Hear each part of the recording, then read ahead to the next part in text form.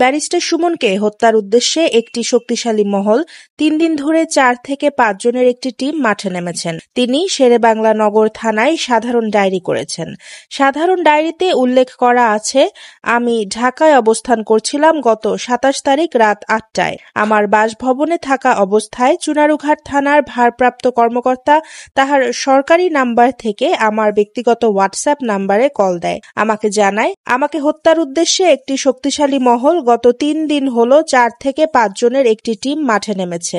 আমি যাতে রাতের বেলা বের না হই সেজন্য তিনি জানান এবং আমাকে সাবধানে থাকতে বলেন। তখন আমি অফিসার ইনচার্জের কাছে পরিচয় জানতে চাইলে পরিচয় জানাতে অস্বীকার করেন। এছাড়া তিনি আমাকে সাবধানে থাকতে বলেন। তিনি এখন মারাত্মকভাবে নিরাপত্তাহীনতায় ভুগছেন বলে জানা যায়। শেরেবাংলা নগর থানার এসআই শরীফুজ্জামান শরীফ ঘটনার সত্যতা স্বীকার করে জানান, তিনি জিডি করেছেন।